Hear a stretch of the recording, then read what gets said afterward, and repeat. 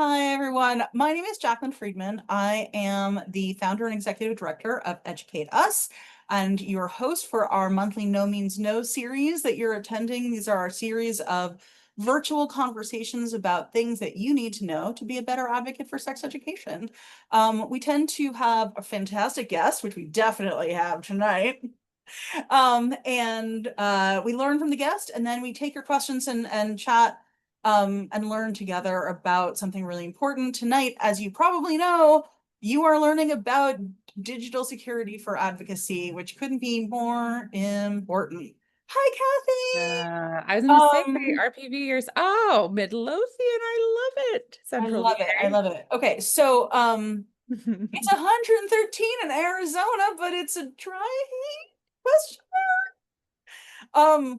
Not even real hot in New I don't York. know how much Same. dry heat matters, but it's 113. All right, so continue to introduce yourself in the chat. Just for everyone to know, a couple rules of the road.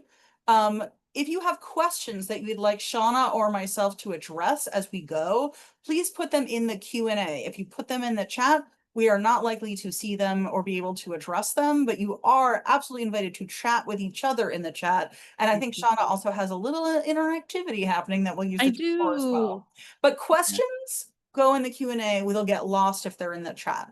Yeah. Also want to introduce Candace Hardnett, our lead organizer, who is here to assist folks and also make sure nobody's a jerk. And if folks are a jerk, directly invite them to leave. Um, we are recording. This will be available afterwards on YouTube. You'll get an email if you were here tonight with a link to the video, and we encourage you to share it with folks that you know who could also have used this conversation. Educate Us is a 501c4 nonprofit that I founded to build the movement for sex education around the country and to support local advocates like many of you in advancing and defending sex ed in the communities that you live in. We do that a lot of different ways. We endorse and support candidates for school boards. And so if you know of any school board races we should know about, you should email Candace about that. Candace is going to put her email in the chat about that right now. We also provide technical and moral coaching kind of support, strategy support to folks who are doing non-electoral organizing in their own communities. We do narrative shift and message research work and a number of different other projects. And this No Means No series is one of them. And tonight we're going to talk about something that couldn't be more important, which is how we can all keep our shit locked down so that we can keep doing the work we want to do without being vulnerable to being targeted. Is that a good summary, Shauna? Yeah, you could also say that being totally fucked. I feel like, is language okay? Can we use Language language here? is so okay because it's my organization and I'm absolutely incapable of not swearing, Mhm. except Kathy, as Kathy knows, around my parents. Um, Mhm. okay, so Shauna Dillavou is is the founder and director, CEO, I don't know your title, at Yeah, Brightlines, yeah, yeah. which is an incredible organization that some of you may be interested in learning more about, and I'm sure you're going to tonight, that will that helps basically do what we're here to learn a little bit about tonight, which is like keep your shit locked down online. They do incredible job working with organizations like a lot of the ones represented here tonight, Mhm. making sure to continually monitor vulnerabilities and lock them down. And so swearing, yes, absolutely, it's fine. Yes. Thank you for clarifying. We have so many bigger fish to fry than some swearing. Serious already. There's a Q&A. Is swearing allowed? Is that, yeah, fuck yeah. Oh. Well, I'm actually Mm. going to turn this over to Shauna, who's prepared like a little slideshow for us. And she's going to take the first, I don't know, 20, 25 minutes. Is that about right? Less than that? Sure. We'll see how it goes. It might be a little more. We'll see how it Okay. goes. We'll see how it goes. Then we're gonna have Okay. plenty of time for questions as we Yeah. go, both as we go and then at the end. So as you have questions, put them in the Q&A. Even if they're not addressed immediately, we will see them. But at this point, I'm gonna turn it over to Shauna. Uh, Yeah. lead Yeah. us through it. You Lead us got through it. so that we can all keep breathing and not freak out while we're learning. Listen, it's going to get a little worse before it gets better, but this is why I'm here and I'm going to hold your hand. If you need to pause this at any point in time and go get that glass of wine, that is fine. But this is like community, right? This is the solidarity part. We're all doing this together. Okay, I am going to figure out how to do this without messing up presenter view. Okay, so you can see this Brightline slide. Brightlines, Jacqueline, so let me take a step back and just say at Brightlines, what we came out, we are of the movement. We started this company about 4 years ago. Megan and I, my co-founder, and I come from this like kind of weird nexus of progressive movements and national security. And I know that doesn't sound like that's possible, but there at one point were really progressive folks thinking about national security. And I was one of them. I founded Brightlines in 2021. We're about a 5-person team, and we're growing.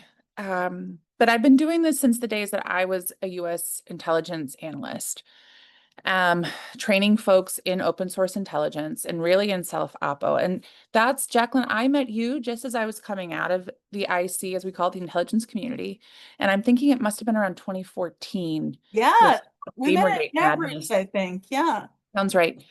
Um, I remember, so Gamergate emerged and I remember being really frustrated with the only security advice I was seeing was like literally change your password. And I'm like, how does that stop someone from showing up at your doorstep? It just is so dissonant to anybody. I say this like this when I talk about doxing and physical security and online to offline. Folks who understand what it feels like to be relentlessly pursued by a stranger would not write a security guide like that. That's fucking dumb.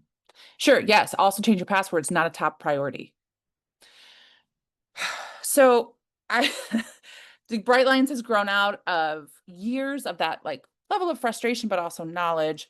And I went and did other stuff for a while in the former Soviet Union, but in 2020, I had a consulting firm back in the States, and some of my clients were like, hey, we really need this right now. We need somebody to help with the threats of our personal information online.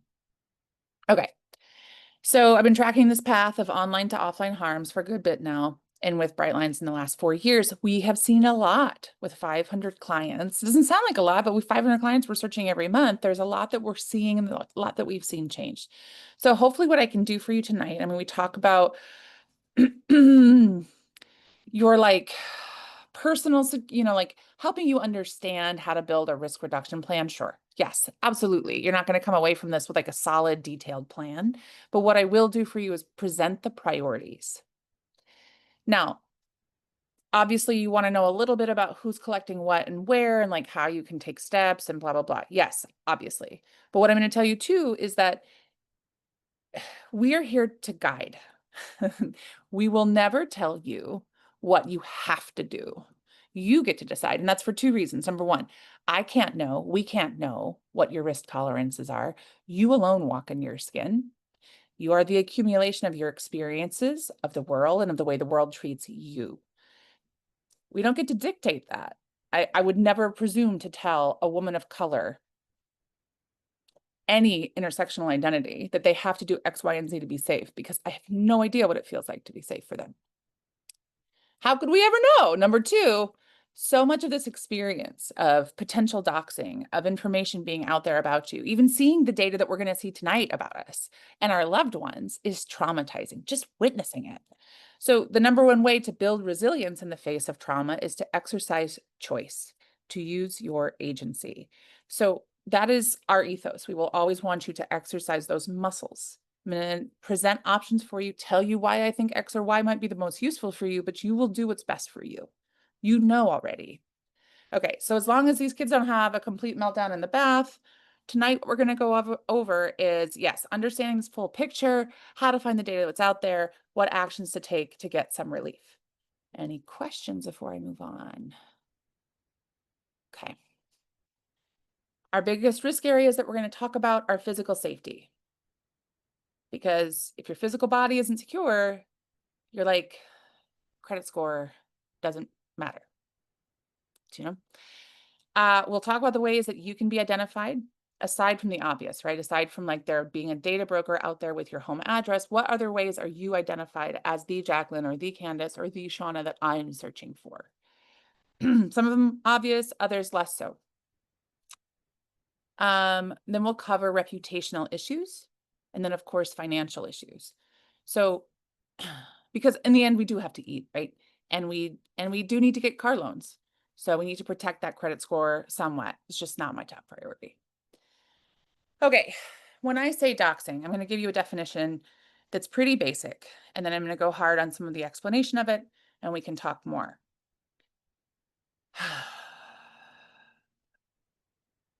Doxing is using your online data to terrorize you in real life.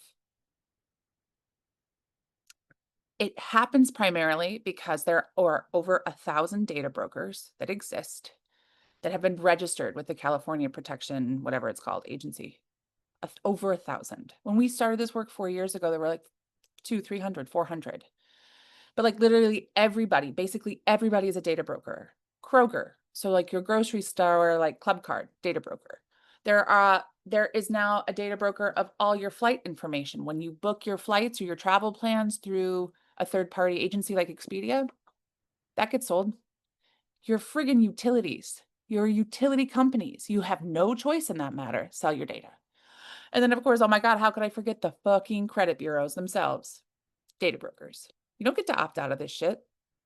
We also know that apps harvest our data, right?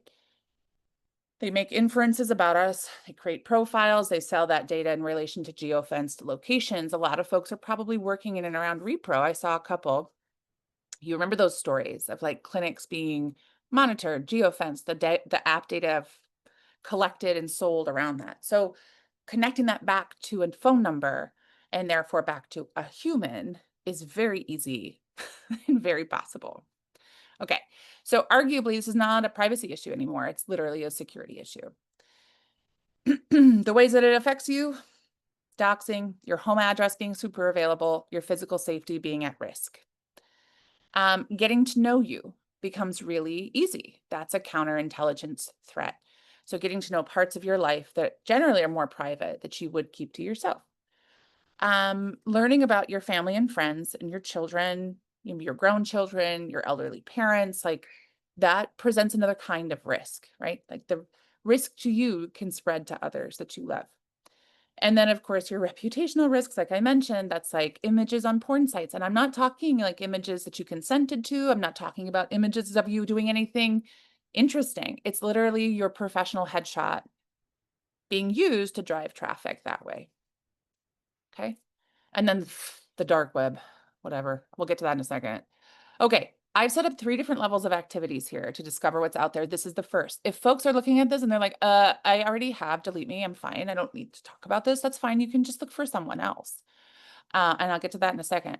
What we're going to do is Google our names to see what pops up among data brokers and what they might have on us. I'm going to ask you to do it even like I said, if you've done it. If you don't want to do yourself, you can look for someone else, not saying someone from SCOTUS, but you could. Listen, and I get that Googling your name can be terrifying, but fam, we're ripping that Band-Aid off tonight. Okay, so we're going to take a second. We're going to open a tab and we're going to search our names. I can show you mine. It's just not that interesting because I've been having the Brightlines for years. It's not that much out there about me that you wouldn't see. Do you know this Boolean operator? They call it a Boolean operator, putting quotes around your name. Do folks know this? It means it will search it as a package, search it together. I have a name that no one else has, which is, I used to think it was cool. It's not cool anymore. So I don't really need those. Other folks might. If you're coming up, like if you're a Jane, a Jay, a John Smith type of person with like a relatively common name where you live, in part of the world that you live in, you may need to add a relative location. I'm just like top level, city or state. Okay. And you're going to look to see if in the results you see any of these sites. These are data broker sites. You can see that my staff person made these like videos that scroll. This is amazing. This is brand new to me, y'all. So if you see anything in the first page or two that's like people finders or publicrecords.com or Unmask, Spokio, any of that sort of rocket reach, my least favorite. Let me know. I'm going to take a pause.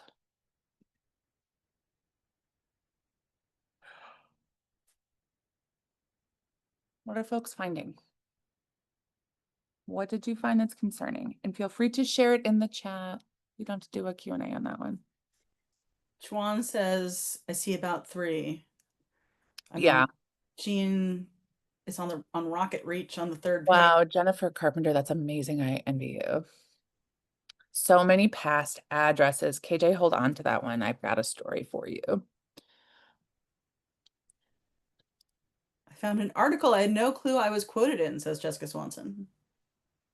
The federal level, the text will never end. I know that's right, Ian. I know it. White pages. Yep. Those are all normal ones, of course. What are you seeing about yourself in those places? Anything that you find particularly concerning? Yes. Fucking alumni sites. You cannot. I mean, it's one of the hardest things.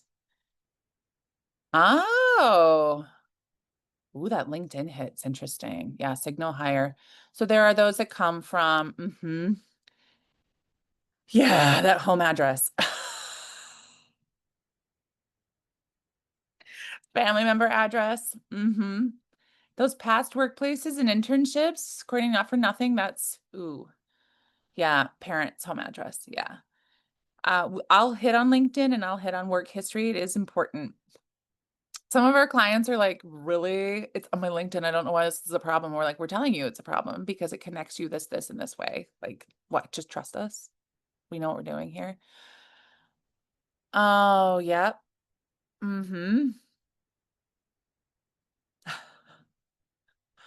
There are people who have died. What I was going to say, yeah, there's a lot of positive and negative. You know what, Jean? You don't need to, maybe that's enough. You've seen enough. But what I would say is, oh, data brokers are so invasive, Jennifer Carpenter. So invasive. Yeah, I would feel fine about Rocket Reach. Signal Higher, those are all like professional data. Basically, they're scraping LinkedIn. And remind me about obituaries later, fam. Yeah, I know. Why do Google groups have to do that? So gross. Okay. I'm going to keep it moving because I feel like we might be at some kind of time here. Yeah, I do Oh, want to make sure that there's time for questions. yes. Amy, hold off and delete me for a second. I'm going to hit you with something else. What I wanted to then share is what we did for Bernie's. So Bernie Sanders out there, I don't mind blowing Bernie up. He's got the money for his own security. But what our team found was Jane and Levi.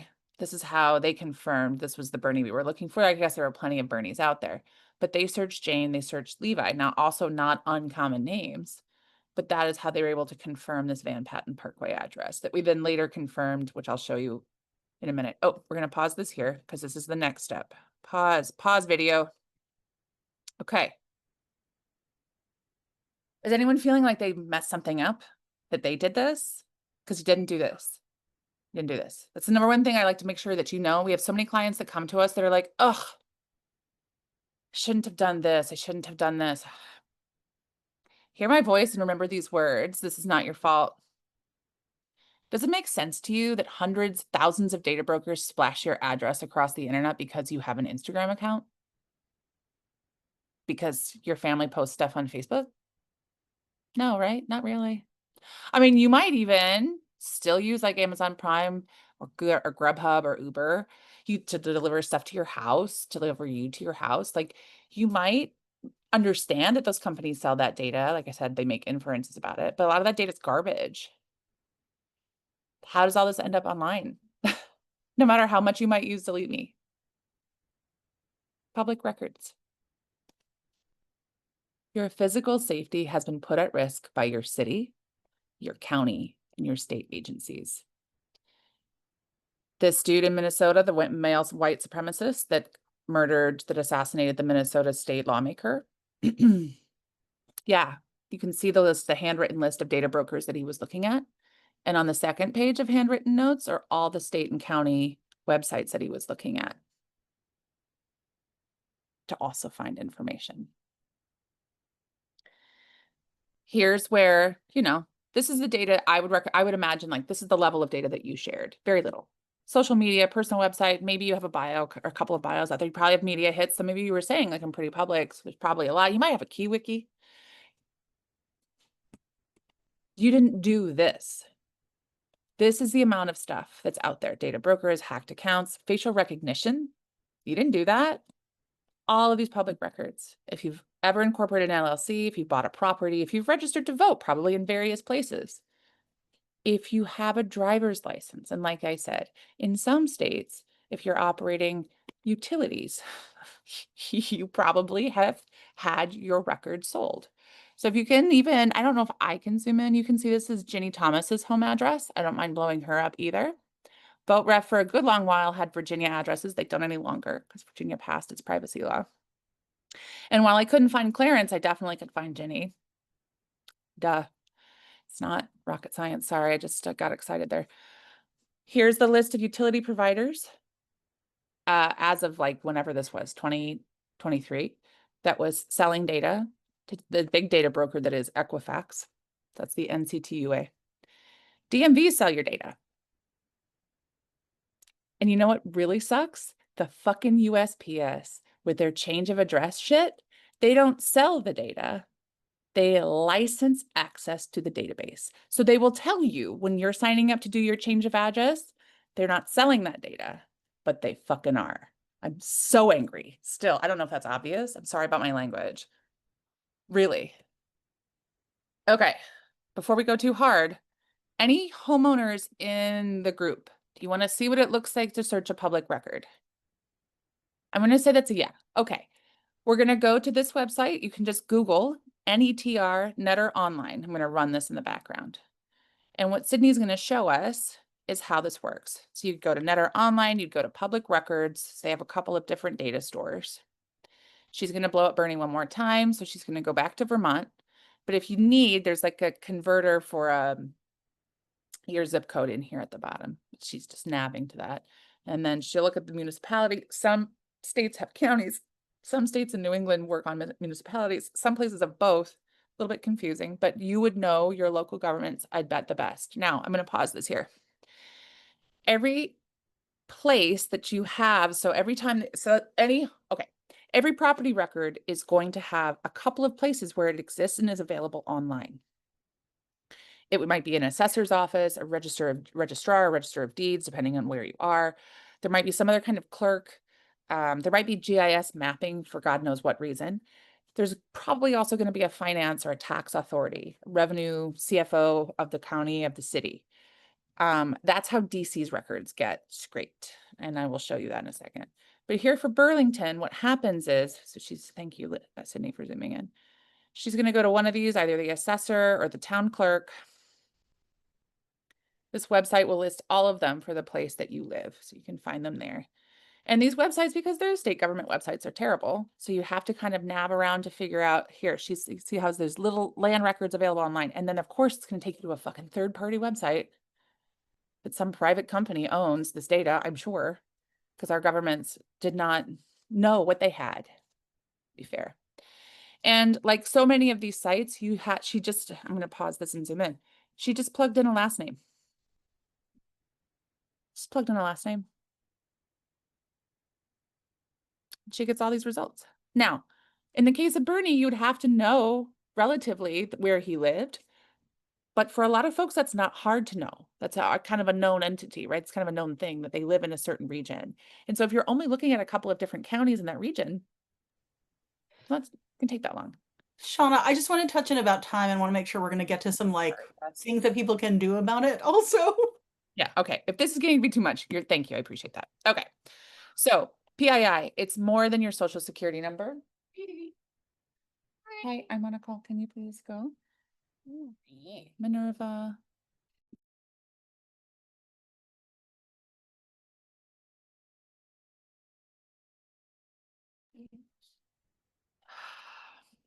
Okay. PII, personal identifying information. It's more than your social security number is what I'm getting to. Your image, and we'll talk about that a little more. So it's your face, it's your voice, particularly in an age of AI. It's your children's faces, a little bit less. Kids' faces aren't so good at facial recognition. I'm not so worried about that. But it's your children's and partners' names, your extended family, the relative locations, right? Your previous addresses and your professional background. The previous address one blows me up. I have in my search history a PDF from some DC zoning like permit that was a raised permit for a house that I lived in that was torn down. And I never worried about it because the address is gone. There's no connection to me now in that place. I thought because that address no longer existed, wrong. A data broker connected those two addresses, my current address and this address that no longer exists, but without my name. But for a human looking through that record, it would be really easy to figure out if I search that address, there aren't going to be other names listed to it, just mine. I was the last owner. Okay, let's get back to that name search. Found that? Did you find a data broker do you want to see what it looks like to remove your information from a data broker? Folks into that? Let's do that. Good. Yeah. Okay. Give me a sec to figure out what I did with that guy. Okay. It's 20 hours. Sorry, it's just my time. So at about 37 seconds, we'll walk through how to do this. So what happens, depending on the site that you're in, the first step is really to search if there's a privacy. See here, you can do a Control F, search for the word privacy, search for opt-out. You can also Google for instructions, but you're on the website. There are two different ways to do this. They don't make it easy, but it's also not too challenging. So here she does a Control Find for the word privacy. She clicks into this, and the smart person opens it in a new tab, and you'll see why in a second. And then she's like, what? No, opt out. Boom. She goes to the form. And then again, has to find this. There it is, URL. So she'll go up here to the URL. It's why she kept that tab open. Grab it, slap it in here, make up an email address. You have to have something. Click I'm not a robot. You're done. Will it come back? Yes, because those property records will continue to be scraped, which is why I'm going to talk to you about what to do. But in the short term, this data broker stuff is really helpful. Okay, so like if you are interested in a Delete Me, or we use Canary, a data broker scrubbing service, I recommend it for everybody. It's useful. Okay, you saw the opt-out here where she's telling you how to handle, where we're talking about opt-out, privacy, do not sell my information. You can also have these slides when we're done, so don't sweat, you'll have these. Okay. I'm going to take a pause. That sucks, right? That sucks to see all that. I hate it too. I hate it. But I need you to know that every little thing you do helps. And I mean, seriously. Okay. So there is a lot that's out there. You can take out the big chunks. There are definitely big things we recommend you do. That's going to be in the last few slides. We're going to hit it hard. Number one, if you own a property, put your house in a trust. And I'll explain a little bit more about that. In any state for your voter registration, we talk about address confidentiality programs.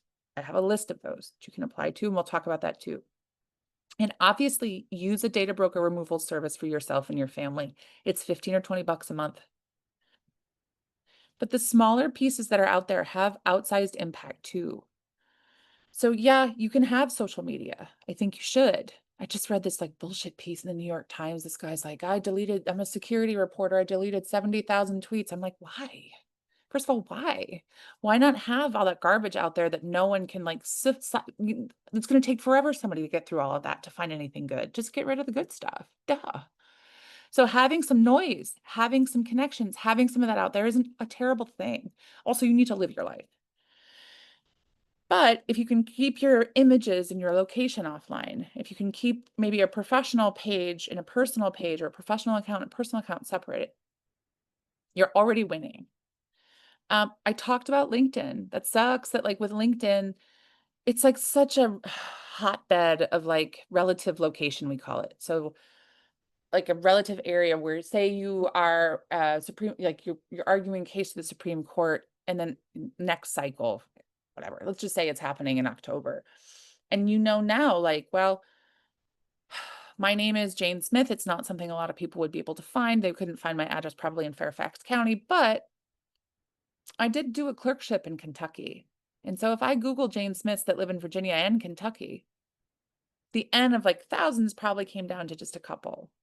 So that's important to keep in mind. The location piece is added on LinkedIn. And yeah, the family data, y'all, we take down obits. A lot. Hold on, Be- I'm hearing more than one person saying they have a sound issue. Or Candace, we're just amplifying the one person. Is it is it me? Candace. Sorry, couldn't unmute myself. No, I was just asking the one person if they Okay. were having a sound issue. Yeah, I think the one person was having a sound issue and everybody else is fine. Okay, sorry, continue, Okay. Shauna. No, it's okay. Thanks. Also, let me know about time. I've got a few left. Great. Into the good stuff. Okay. We take a lot of obits down because that maps your digitally your family tree. A lot of times we'll find in our reverse image search, and I'll talk to you about that. Don't worry. That like your sister's wedding album that the professional photographer she hired maps out your whole family, all their faces, their locations, like important dates. We had a client who had a photo album up, it's probably 7 or 8 years old, of her child's bat mitzvah. That child's now an adult and has transitioned. And so you know a lot about this person now. Number one, that she's Jewish, that her family's Jewish, you know all their names now. You know what temple they go to and where. And you know that you can search for that child's name and you won't find it. Instead, you'll find a court record of how that child changed their name from one to another gender. Like, kind of but tough, right? So there's a lot of stuff that can be out there, and we will talk about where to find it. All right. Like I said, I'm not going to tell you what your priority is. But what I will say is that for folks, this is going to sound a little strange, bear with me. For folks who are middle-aged plus, I'd say probably between 35 and 65, maybe 70, we probably have the greater attack surface. And you might think like young folks have grown up online and so they would have so much more data out there. That might be true, but it's data that they can manage. What they don't have are property records, more than likely. They haven't voted. They don't have a driver's license. They haven't incorporated a bunch of companies in different states. They don't have a bunch of court records and parking tickets and shit that like put together their home address and their driver's license number and like their data, the VIN of their car, all conveniently packaged and sold to a data broker. Shauna, I just want to give you a little timestamp, maybe 10 more minutes of the presentation, and then that will give us 15 minutes because we definitely have some juicy questions to talk Great. about here. Great. Okay. Okay. Thank you. All right.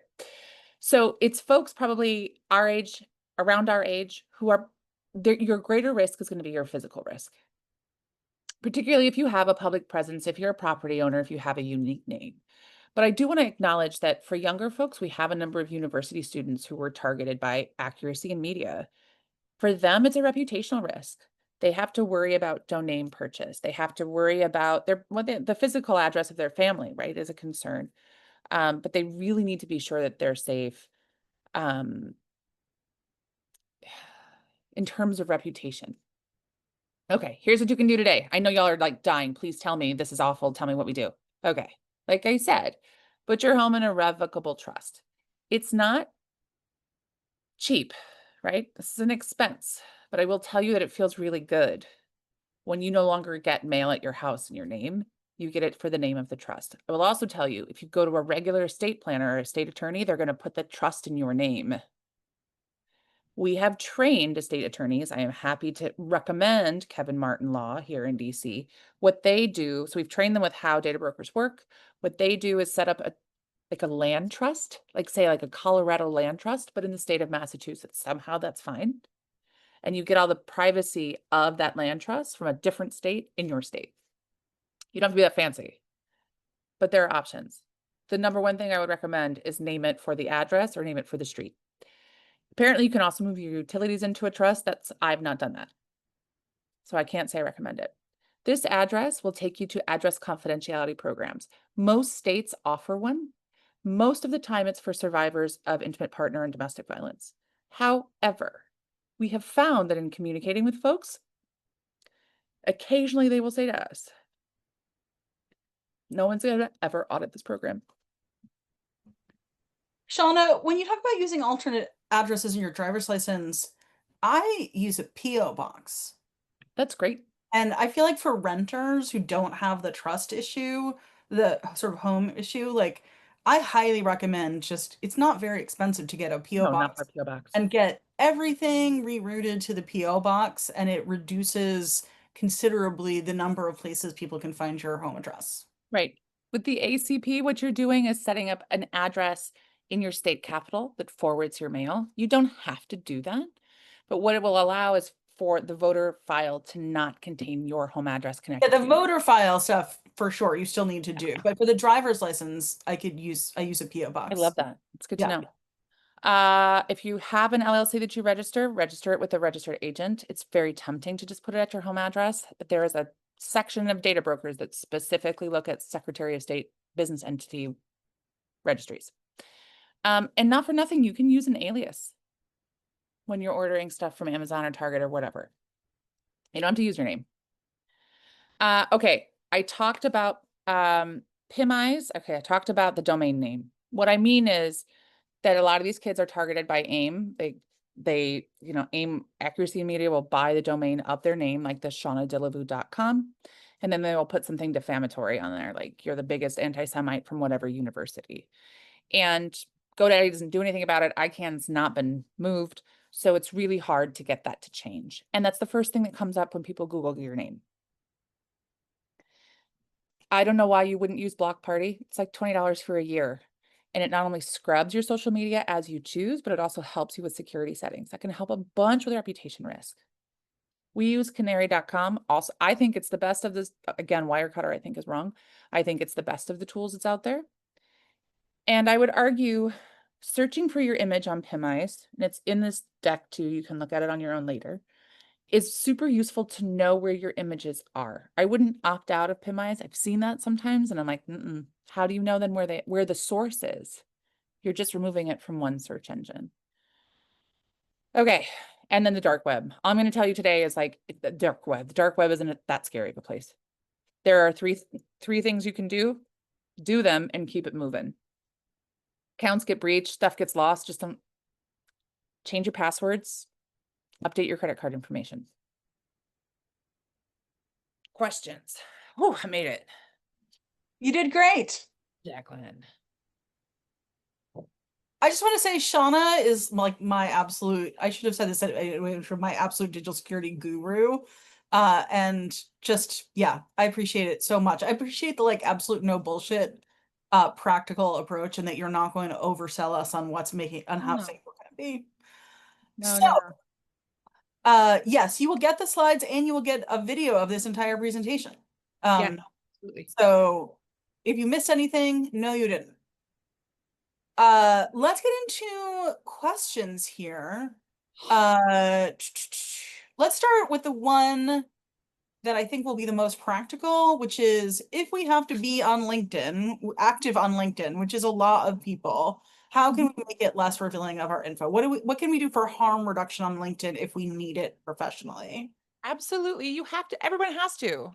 We work with a lot of academics and they're like, "What I have to publish?" Of course you do. It's like asking a journalist to not put their name, not their byline on a story. Yeah. Dumb. You have to. I would say be as vague as possible about your location. I found people who are like some small town in South Carolina. I'm like, you could just put South Carolina. You could put Charlotte. Who cares? Like, it might matter to some people. It might matter somewhat about if you're looking for a job, you might want to be a little more accurate, but I would not add that data. You see this more often, I think, with young folks that don't want it to be so clear that they just graduated, which can we remove that stigma? We all learn. It was my dear friend, Jacqueline Friedman, that said to me, no one gets to grade alone. They will remove the years that they attended or graduated from the university. I think that's important too. So say it's a national organization, or even if it isn't, you don't have to put a location. That is the number one thing. In the case of this clerkship, I mean, she clerked for a judge in like a certain district, like it was going to be known. What are you going to do, right? Aside from that, I hate this because you may have already signed up for it and like it's done, don't sweat it. But Clear, LinkedIn uses Clear to verify your identity. Clear is a data broker. They sell that data to Thomson Reuters. They are Thomson Reuters, which is one of the biggest data brokers. Wait, Clear, the people who get you through the airport. I think it's the same company. Wow. Okay, then. Yeah. No one told you. No one I told think you. that, I mean, I don't have Clear. I've never quite understood why I would get Clear when I could have PreCheck. Is it even that much faster? But I know that some people, it also depends on the airport you're going through. And maybe this brings us to the next question, which is, maybe this will be answered later, but why the fuck is the government selling my data? I mean that literally, practically, where do they get it from? What do they get from it? And also because it's so unbelievable to me. It's so unbelievable. It is so galling to me. Y'all, not only, okay, some folks sell it. I was on this call with these like legal people and they were a bunch of dudes, no shade to dudes, but like they thought that they were, I got talked over a lot. Let's just put it like that. And then I mentioned that I was like, well, you know, courts in your district sell court records. They sell the data. And he was like, well, they have to make ends meet. I'm like, bullshit. That's called taxes. We're paying twice. How the fuck? Because no one's paying attention, because there aren't privacy laws. Every time privacy legislation gets written, at least at the federal level and often at the state, they carve out state agencies as data brokers. Why the fuck are they allowed to do that? Who the fuck knows? Because nobody knows. That's one of the worst things. One of the worst things to me is that like California sold its entire DMV, 30 million users, for $30 million. Are you serious? At least make some fucking money with it. This was after CCPA passed, by the way. Nothing happened to the DMV. Fuck them. Number one. Number two, some places just give it away. DC just gives it away. They just give it away because they set up these databases where you only have to put in an address and you get someone's fucking name. And because they have, in the time of open data, been a little too overzealous and published every fucking address in this city, all you have to do is gather that information, just grab it. They already put it together for you, put a little bot at it overnight, and it's just scraping the data constantly. So we're not even getting. Do you think that some of these practices are held over from pre-internet days, and that when they were originally put into practice, like people just didn't think about the implications? Look, I'm not saying like there aren't a million bad actors in the government. God No, no. and no, I don't think that it's bad actors. So to be fair, But I do approached think that, them. like, for example, the voter rolls, Oh, before that it was on the internet, it was like if you were running a campaign, you could like go get the vote. You needed to be able to reach voters to like run a campaign. But now it's so easy for anyone to get it. yeah. I mean, voteref.com Yeah. put it out there for everybody. Because states don't have protections. I think the issue is that states are slow to understand Yes. that this data is what's feeding data brokers. I testified at DC City Council 3 times in February about this. And they were like, one sweet, God bless this man. Like one council member was like, but why would the DMV sell data? And I was like, sir, money. It's money. Do they have a shortfall? I know how to fix that. Do they not have a shortfall, but don't want to, but want to do something else with that money? Want to give themselves a little more money? Yep. Because they can, and because they have it, and because somebody approached them we and the offered them. people don't recognize that they're doing it, and so we haven't created any political pressure to close that fucking loophole. Like, these folks in Minnesota died because Minnesota made it too easy to find their information. That's it. I mean, also because, you know, we're being somebody showed up with a gun and run by a regime that has stoked stochastic terrorism, but yes. So I don't have a clear answer for you. I don't understand why lawmakers aren't like, this is a hair on fire issue. I don't understand how many more people have to be targeted this way for folks to understand. Because I used to think, well, someone's gonna have to die, but so many people have now died. You know, I tried to look into this, and we'll move on. I know we have other questions, but I tried to look in when I first found out that when we met in 2014, as you know, I was a minor player in Gamergate, and I was probably at the height of my vulnerability online. Terrifying time for you. It was a very scary time for me, and you were incredibly helpful. And when I found out it, I think you're the one who told me that like my address was available through the voter rolls. I absolutely freaked out. I, for a time, would disenroll myself and only re-enroll in the window that I had to in order to keep voting. The people at town hall thought I was insane. But I was very much under threat at that time. And when I looked into it, I was told that lawmakers wouldn't close the loophole any more than it's already closed because they want easy access for their campaigns. So that's the case with the voter file. Sorry, I'm just like all over the Yeah. place. I can stop the share. That's the case with the voter file. It is so difficult to get folks on elections to understand that they are causing harm because they need Yeah. the data. Yeah. There are plenty of ways. It should be easier to close the loophole at the DMs. Dan. Yeah, I mean, there are lots of ways to make sure that you have data used only for some purposes. Yeah. Because what's going to happen is what happened in Utah, which is that there are laws created where you can become a confidential voter. There's one in Colorado, and then folks opt the fuck out, and then you don't have voter data, and you need it. Yeah. Okay. I want to lift up this first question that came in. This person's been patiently waiting. Yes. That's a great question. Says, I frequently message my doctors who give me gender affirming care in a patient portal. I know HIPAA is a thing, but I fear what it means for some of our conversations about it being digitally recorded. Do I have anything to worry about, or am I being paranoid? Anonymous, you're never going to come to me to be told you're paranoid. I can attest to that. You've never told me I was Oh. paranoid. You're never going to be called paranoid. No, everyone should have a tinfoil hat. You're not paranoid enough. Listen, you have to live, right? So like there are trade-offs with all of this. If there are easier ways, okay, so if the portal is One Medical, maybe reconsider having those conversations, which is so hard because like the benefit of One Medical is that you can have it right there. And maybe reconsider having those conversations in person with the provider and not over Zoom, like go into the office. I understand that's not available for everybody, particularly if you have to travel to get this care. You might live in a place where you can't just go be in the space, right? In that case, HIPAA should protect. And we're living in a time where I have hired really expensive attorneys to talk to us about how we shelter our data from FISA courts. What happens if Can you tell everyone what FISA court is? if I knew what it stood for? What's it stand for? Oh, I don't know what it stands for either. Secret. It's the secret you don't have to tell anybody court. It's like Yes. the intelligence courts, right? So I fear that some dum dum at the White House is going to call one of the tech companies and be like, I want data on this person. Or in the case that you're presenting anonymous, like I want data on everybody getting gender affirming care. And then your HIPAA is out the fucking window. So I don't think you're being paranoid in asking that. Do I have a clear answer for you, however?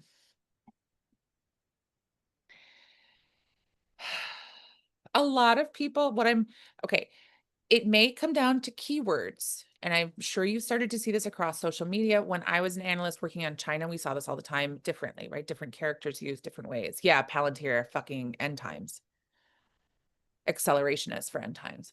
What I'm thinking about is using keywords, misspelling them or spelling them in a way that they wouldn't get picked up by a basic keyword search. Now, at some point, they'll evolve those keyword searches, right? So when you're having a conversation over the platform, there might be ways to have it where you aren't being super overt about what you're saying, or you're using different language. That's like the Soviet background, the Chinese background that I can bring to this. The other thing I would suggest is that depending on the kind of care you're receiving, I mean, I'm a person who's receiving hormone care, hormone replacement care. I think there are a number of us who are receiving kinds of care that you may also be receiving for different reasons.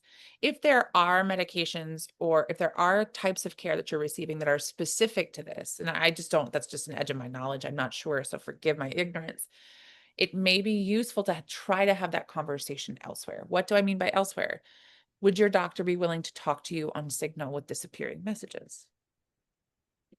Maybe not. Maybe with a little education. Maybe if you explain, maybe I would imagine that a doctor who's working in gender affirming care gets it and understands this is a terrifying moment. You need to be safe. I think you're right to be concerned, and you have options to make yourself safer. And Shauna, if anyone pushes back, then fuck them. They're not, I mean, I'm not going to tell you what to do, but like maybe they're not your provider. can I ask a follow-up question that somebody raised to me recently that you sort of referenced in passing in that answer? Should we be concerned about the conversations we're having on Zoom? Okay, so I went hard on Zoom because there have been times when the military was stopped using Zoom, the US government stopped using Zoom because Zoom is owned by a Chinese, not a Chinese national, a person living in Hong Kong. be an ethnic, like a Han Chinese person. And so there, I think is maybe not clarity for whomever made this judgment in the government about what that means. But I don't know. I'm not the holder of that intelligence. So we went really hard. Yeah, Jitsy's fine. JB, I'll get to that in a second. We went really hard with Zoom using, if you go and click on that little green shield at the top, it will tell you that the data centers are in the United States. If you have a Zoom corporate account that allows you to do like a super lockdown, they call it some kind of quantum encryption, which I'm like, what? Whatever. This is encrypted. This is supposed to be encrypted. It's being recorded. That's going into a cloud. You're sharing it on YouTube. But yeah, I mean, you want to be as secure with Zoom as possible. It's also, you have to live. So Jitsi is I mean, we about do our whole work on Zoom. We're a fully remote organization. everybody does. Yeah. So if Zoom is the source, like, I think it would be obvious to people right away in a way that it wouldn't necessarily be with other cloud providers. That said, like, I don't know, Zoom's not going to save us, right? Do you know? Right. I want to answer this question about Jitsi Meet, and I see there are a couple of other that I want to make sure that we get to, and I'm happy to stick around if folks are too, but what I understand about Jitsi Meet, Jitsi, there was another tool we used to use back in the day. It's about I as remember using Jitsi, but it was real buggy. super buggy. And unless you're running the instance yourself, and I have no idea technically what that means, but unless you're running it like in a server in your house or in some way on something that you've like set up, it's no more secure than Google Meet. It's okay. It's like a good start, but there are other ways to do this more safely. And I would suggest even having like those conversations on Signal if you're worried about having a conversation that's private. So even in this, Jacqueline, say you and Candace were going to talk about something that was sensitive, where you're talking about a piece of like, you know, campaign that you're doing and there were sensitive parts, you could say, okay, let's meet on the channel and just get off. You can And talk on Signal. flip flop around right there. Yeah, Kathy. Okay. Oh my God. I want to answer all these questions. Can I just keep? Now let's answer the questions about phones. And then I'm going to do an official wrap up for folks who really need to have a hard out at 8:30. I want to be respectful of people's times. And then we can stay and keep chatting if people want to. How does that sound? That sounds great. Okay. Our phones are constantly listening to us. They're constantly pinging location, constantly. They have to. So I was explaining to somebody on my staff today what an IMSI catcher is and how easy it is to build and how the antis have been building them and putting them outside of clinics because then they trap your phone. Your phone thinks that it's a cell tower and it will connect to it. And then if you have text that you're sending in the clear, it has the phone number you're sending it to, the content of the message, et cetera, right? It can see it. The person can see it. So how concerned should we be that the government is listening? I mean, I'm less, yes. I used to be like, oh my God, what? They don't care. As a former intelligence officer, like I can tell you, like, not so worried about you. That said, I don't know any longer. It's a lot of content for if they were able to look at it to review. Now with AI, there's like a scalability there, right? So years ago, when I was working in Russia, technology does exist. Mass surveillance technology does exist. So the precursor for something Palantir could build does exist for them to listen. So if you're going to have sensitive conversation or any conversation, frankly, do it over FaceTime audio. Do it over FaceTime. Do it over, don't use WhatsApp. Don't use WhatsApp. Because it's owned by Meta. Yeah. Don't use WhatsApp. Do it over Signal. Threema is another. Use an encrypted app. If you're sending text, say you're on different platforms. So an iMessage to iMessage is encrypted. It's a proprietary encryption, but it's still encrypted. And Apple has demonstrated that it didn't turn it over in the San Bernardino case. I think they would be hard pressed to turn it over now. But let's just say that's a secondarily safe thing that all those apps are listening to you constantly. Yeah, babe, like maybe we don't need to have our phones on and with us all the time. I know I have a watch. Look, I have a watch. So I have little kids. Like I have to know if they're okay. So there are trade-offs. If there are particularly sensitive conversations or things that you need to think about or stuff you need to do, like maybe put your phone someplace else and go into a different room. Should we be concerned? Absolutely. But I'm more concerned right now about our addresses being out there and people Yeah. being singled out for being part of a movement where we're trying to acknowledge one another's humanity. And just because I could find you, I'm going to target you with a weapon. Yes. Okay. Do you want? Okay, that is an intense but good place to leave it officially. If people want to stick around, Shauna's going to finish answering questions after, but I do want to have a little proper wrap up for people who do need to go. I want to thank you so much for coming. I do want to make a quick pitch. If you got anything out of this and can give Educate Us $5 or $10, literally every little bit helps. We do local organizing. School board candidates and local organizers, $5, $10 can buy a lot of stuff. So I just dropped that link, and if you these are always free to attend, but if you can give a little, it can really do a lot. Yeah, so I really appreciate you being here. Our next event, our next No Means No event is going to be on July 29th, which is a Tuesday night at the same time. And the subject is going to be the new MAGA attempt or path to radicalizing young women. We had a really important session earlier this year about how to fight back against the radicalization of young men, but much lesser known is the campaign right now to radicalize young women, and we're going to learn all about it and what we can do about it. On the 29th, you'll get an invite about that in the next week or so. So thank you so much for everyone for coming, and we definitely will be sending out the video and the slides. And for those who can stay, let's keep going. Hi, I'm just typing answers. Um, Dan, yes, do you have a link to the Radicalizing Young Men one? It's on our YouTube channel. Candace, can you grab the YouTube link? All of the previous No Means No events are on our YouTube channel.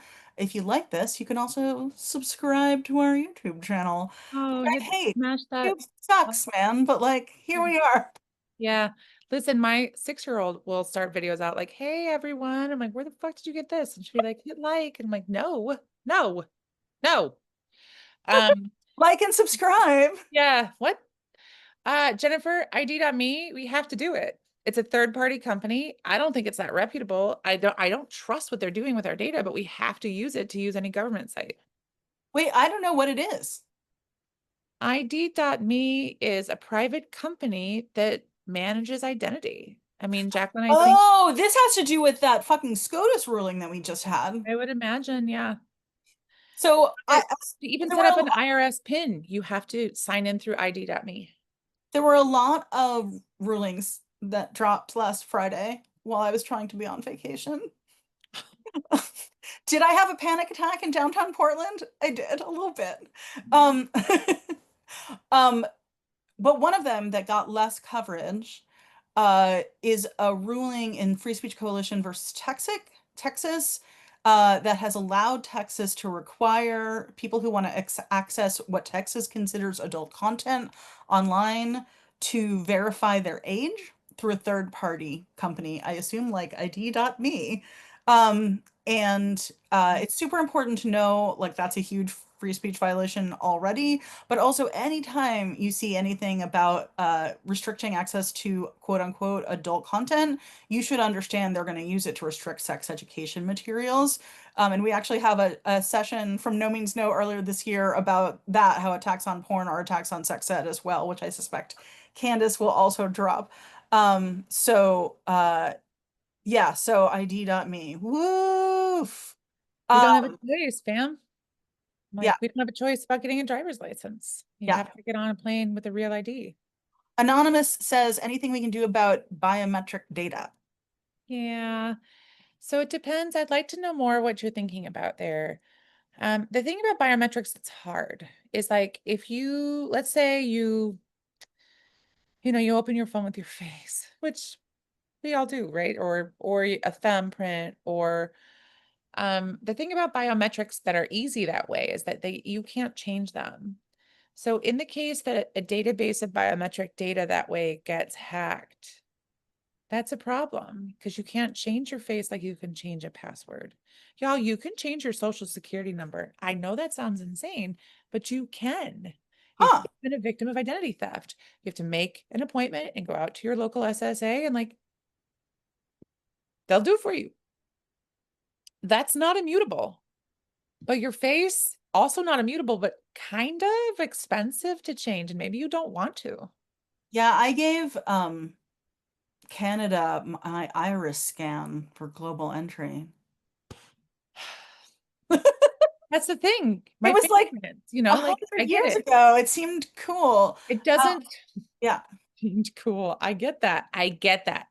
You can't be mad. Like, okay, so you spit in a cup and 23 to, 23 and me, is that what's called 23 me? Like yeah. now they're going bankrupt and maybe that data is getting sold. Like that sucks, but like it's done. It's done. So what do you do? I mean, I nuked all that data from 23andMe. Great. That's I don't great. know if that's really gone, but Also, who the fuck knows? Once they have it, they have it. But like, it's the least you can do to at least yes. take it out of their stream. So this is what I argued about with the estate attorney that I hired who fucked up our trust, and then we had to go and do it again. I said, what you need to understand is that data brokers are just going to want the most current data. So they will scrape the record, the database every day, every week, whatever they want to do, right? Whatever they found has been most useful. And in so doing, they are replacing what existed before. Because he would say, oh, but the records are going to have your name on it. I'm like, I don't give a fuck who's looking at the records. Somebody who knows, sure. But if Right. it's the only record, there's no other way to verify because I've removed all the other methods to verify, then maybe they come by, but they don't come by screaming with a bullet like they know they got me. Do you know what I mean? Like Yep. so I think similarly with these other data, and I see that someone has already answered this, that you can ask them to remove it. You can remove it from the database. You can remove it from any of the like research streams, unless you can't because you already agreed to it, whatever. I don't know. You can at least get it out of the main data repo that Yeah. they're using on a regular basis. I don't know if I answered the biometric question though. So, okay, face and fingerprint, iPhone, MacBook. Okay. I had to give Instagram. Oh my God. I fucking can't. So the ick. It just gives the ick when they're like, You oh, had to give Instagram a scan of your face? because they needed to verify that it was you. And they already have an image of your face on your Insta, presumably. That is so disgusting and such a violation. It's your data. And do they work that hard when someone's trying to hack your account? No. No. This is why I get frustrated with LinkedIn because they also needed I was trying to change my address for like my account and they locked me out. And then they wanted me to go through verification and they wanted my face and I had to like bust my ass, go down several Reddit rabbit holes to figure out how not to do that. I don't love it. They think it's safer because it's such a unique imprint, but they don't necessarily, I would say our banks, Meta maybe, but like a lot of smaller, not billion-dollar industries, companies are not going to have the wherewithal to protect that data. So They're do gonna you still favor two-factor authentication? on everything. Yeah. It's a deadbolt. Yeah, use it everywhere. Everywhere you can. I've seen a lot of things saying, oh, two-factor authentication is old hat and like using this kind of biometric stuff is more secure. And I haven't actually made the shift in a lot of places, largely because it seems like a lot of work. But um Habits. But no, I don't think it's more secure. Again, that database, one of these assholes that's not being very smart about doesn't have the money to protect it, loses it because they didn't password protect an AWS bucket and we're all fucked. My kid was in the DC HealthLink hack, like her social security number was stolen before she was 1. We filed our taxes and they got kicked back because somebody was using her social. I literally like this is not no, I don't think it's more secure. It may be for them easier to manage the security right. of, And that's why they're telling us it's more secure. and it may be more secure because it's more points of data that you have to authenticate in a certain Sure. way. Great. But are you securing it more? And my guess is that they're not. Okay. My password and no longer, you had to do it, babe. Yeah. No shade. Ha! Oh my God. So you didn't even, okay. But I think that this underlines a theme that maybe we should make explicit because that's my whole thing is just saying out loud the thing that I was thinking about a Faraday bag when you're talking about that. I'm gonna let you answer that question before I say this because I want to try and put a button on this conversation. Hit it. No, can you answer the Faraday bag question first? Oh, sure. Yeah. I mean, of course. Yes. You Yes can to do that. Faraday bags. You They could work. also put it in a drawer and walk into a different room. Is it listening to you? Like, it's capable of it. Something has to turn it on. You would notice a difference because your battery would be drained. So it's not happening all the time, or your phone feels like a dud and you trade it in. So it's like any of those surveillance apps, like all that DV stuff that NNEDB, I link to them. They talk about this, right? Like, it's possible. Meta has done this for years where they listen and they make audio files of you're like talking, they're so disgusting. Like, don't have the Facebook app on your phone. Tesla does it. Tesla records everything you do inside their cars. Sorry, was that bad news? That's horrible. Yeah. It's another reason to like not get a Tesla right Yeah. now. The thing that although I think a lot of I think that OnStar or whatever the new version of OnStar, like a lot of the car companies are doing that. Tesla seems like the worst offender for obvious reasons, but Yeah. I don't think it's just Tesla. I think the thing that I want to underline at the end of this conversation is there is nothing you can do to make yourself perfectly safe except zip yourself in a bubble and not do or say anything. And even that will not make you perfectly safe because then you will be isolated and that has its own set of risks. There is Yeah. no set of choices you can make yourself perfectly safe. What we want you to take away from tonight is information about where risks may lay and information about how to mitigate those risks. And then you get to decide how much you care about those risks happening, how likely they are for you in your scenarios, how much it costs you personally, not just financially, but in all kinds of other ways to use the mitigation strategies and what's the right combination for you. So, like, what I really want people to take away tonight is like, yeah, and Shauna said this over and over, and it's not your fault. A lot of these situations suck and should not exist. And while we're living in a situation where they do, we just want you to have as much information as possible, as many choices as possible. And everyone who's attending tonight and watches this video is going to make a different set of choices, and none of them are wrong or right. And if anyone who watches this and makes a set of choices then gets targeted in some way that you could have locked down, it's still not your fucking fault. No, because you didn't sell your data to a fucking data broker. Yeah. You And didn't do also, you didn't decide to dox you, right? Like, you didn't decide to talk to you. right? Like you didn't decide to target you. So all of this is meant to give you information and options, and also not a false sense of security, right? Like I hate those conversations that are like, if you do these threats, these three No. steps, you'll be great. Like, But you're building concentric circles. yeah, Things will fail, and that's not necessarily your fault. And then what do you do with that? So we're informing so that you can make decisions, as best informed decisions as you can based on your risks. I hate that this is what they did to get you to allow you to get into that account. That drives me insane because you shouldn't have to do that. But we don't have protections on any of these things. No one's standing up for us as consumers. And so I'm frustrated about that. Okay, so it's not how you look. I don't know why they needed that face scan. There's no logical reason then. I added logic, as you point out, that's false. So they just wanted it. And because they had something you wanted, they extracted more from you. And that fucking sucks. And I'm sorry. But I'm glad you were able to get in and hopefully shut it down. Okay, you're done, ma'am. You don't need to be in here. okay, Going on the internet. You are a baby. all No right. fake. No, we're gonna blur her face. Thank It's you. I fine. appreciate that. Yes, we're not putting her on Uh, YouTube. Cheers. Yes, Also, all y'all are Shauna doing says great. thank. What? You're doing great. You're doing great. You're Yeah. doing great. Step one is thinking about it. You did the hard stuff tonight. You're doing great. Yes, I hope everyone feels great tonight. I know that this is freaky to confront, and I hope you do things that help you regulate your feelings and just sort of come down and get grounded, but also that you leave with a bunch of concrete choices that you have control over making. Even though there are many choices that we don't have any control of, that you do have some choices that you have control over making. I can't thank you enough, Shauna, for helping me make safety decisions for more than a decade, but also now helping the entire EducateUS community make safety decisions. I know that when we feel safer, and we feel like we have more control over our security, we can actually still take bold action that can make impact on the kind of world we're trying to create together. And also, I want to give a plug. If anyone found Shauna's work really helpful here and has more questions, you should think about working with Brightlines. They are incredible. Yeah,